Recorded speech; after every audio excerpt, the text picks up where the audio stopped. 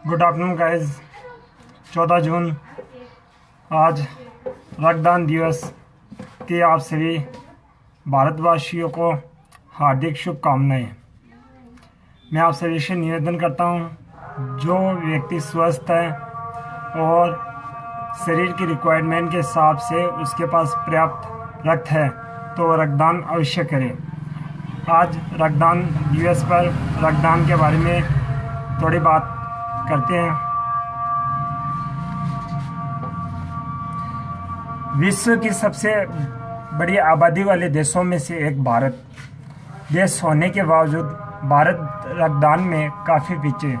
यहाँ तक कि हमारे पड़ोसी देश इस महादान में बहुत आगे हैं। रक्त की कमी से भारत में हर साल 30 लाख लोगों की मौत हो जाती है, जबकि इस कमी का मात्र 1% आबादी रक्तदान कर पूरा कर सकती है। हैरानी की बात है कि विश्व की सबसे बड़ी आबादी वाला देश होने के बावजूद भी भारत रक्तदान में बहुत काफ़ी पीछे है। यहाँ तक कि हमारे पड़ोसी देश भी इस महादान में हमसे बहुत आगे है। रक्त की कमी को ख़त्म करने के लिए दुनिया भर में 14 जून को विश्व रक्तदान दिवस मनाया जाता है। आइए जानते हैं इस मौके पर रक्तदान से जुड़ी कुछ जानकारियाँ जो हमें इसके बारे में सोचने को मजबूर करती हैं। पूरी दुनिया में हर साल करीब 10.5 करोड़ लोग रक्तदान करते हैं। इनमें से आधे रक्तदाता विकसित देशों से होते हैं। भारत समेत अन्य विकासशील देशों में रक्तदान के प्रति लोगों में जागरूकता बहुत कम है। भारत में हर साल बीमारियां या गंभीर दुर्घटनाओं में घायल लोगों को करीब 1 करोड़ 20 लाख यूनिट खून की जरूरत पड़ती है। इसमें से मात्र 90 लाख यूनिट रक्त ही उपलब्ध हो पाता है। करीब 30 लाख लोगों को समय पर खून नहीं मिल पाता।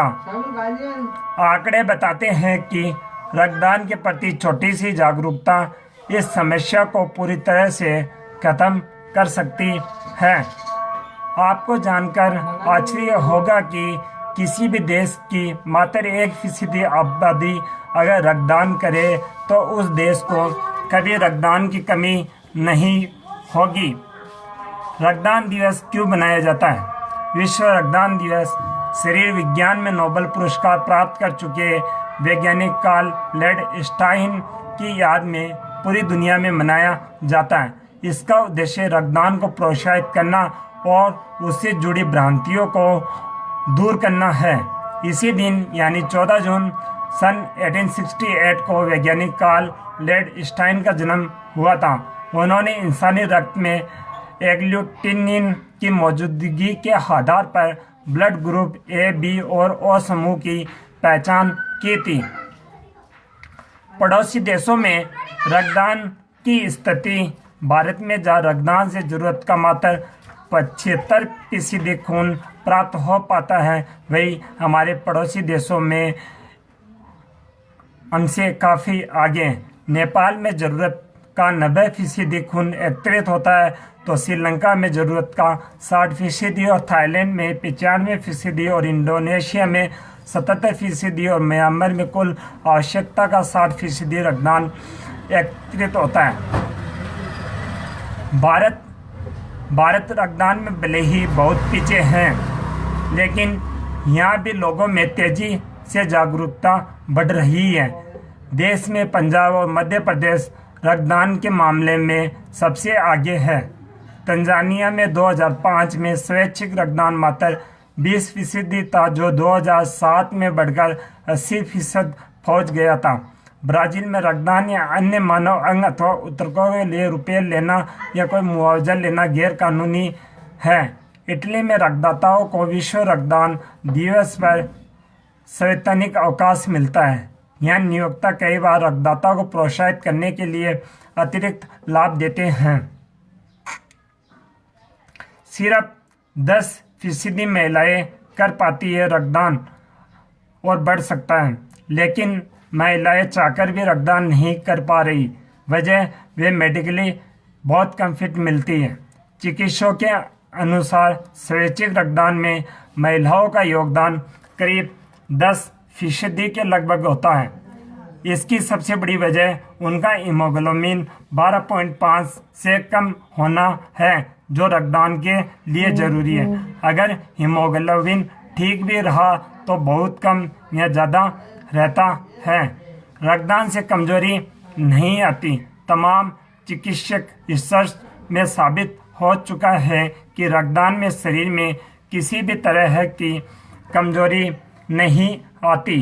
ये अलग बात है कि लोग धूप और गर्मी को देखकर रक्तदान करने से बचते हैं, जबकि गर्मियों में खून की डिमांड सबसे ज़्यादा होती है। भारत में ब्लड डोनेशन की ज़रूरत। भारत में हर साल लगभग 10,000 बच्चे थैलीसीमिया जैसी बीमारी के साथ पैदा होते हैं। इनमें से कई बच्चों की वक्त पर खून नहीं मिल पाने के कारण मौत हो जाती है। भारत में 1 लाख से ज़्यादा थैलेसीमिया के मरीज हैं, जिन्हें बार बार खून बदलने की ज़रूरत पड़ती है। भारत में प्रति 1,000 लोगों में से मात्र 8 लोग ही स्वैच्छिक रक्तदान करते हैं। दुनिया के 60 देशों में 100% स्वैच्छिक रक्तदान होता है। यहाँ लोग खून देने के बदले पैसे नहीं लेते। दुनिया के 73 देशों में मरीजों को खून के लिए या करीबियों या खून बेचने वालों पर निर्भर रहना पड़ता है, और भारत भी इनमें से एक है। रक्त की जरूरत पड़ने पर इसकी कमी किसी दवा या थेरेपी से दूर नहीं की जा सकती। मतलब रक्त का कोई दूसरा विकल्प नहीं है। दुनिया भर में प्रतिवर्ष तकरीबन 10 करोड़ लोग रक्तदान करते हैं। भारत में प्रतिवर्ष 1 करोड़ 20 लाख लोगों की बीमारी या दुर्घटना की वजह से रक्त की जरूरत पड़ती है। भारत में प्रतिवर्ष मात्र 90 लाख लोग ही रक्तदान कर पाते हैं, जबकि 30 लाख लोगों को रक्त न मिलने के कारण उनकी मृत्यु हो जाती है। वर्ष 1997 में विश्व स्वास्थ्य संगठन ने 100% स्वैच्छिक रक्तदान की शुरुआत की थी। विश्व स्वास्थ्य संगठन ने 124 प्रमुख देशों को अभियान में शामिल कर स्वैच्छिक रक्तदान की अपील की थी। अभी कुछ समय पहले ही विश्व स्वास्थ्य संगठन WHO का हेड हमारे देश के स्वास्थ्य मंत्री डॉक्टर श्री हर्षवर्धन सिंह को बनाया गया।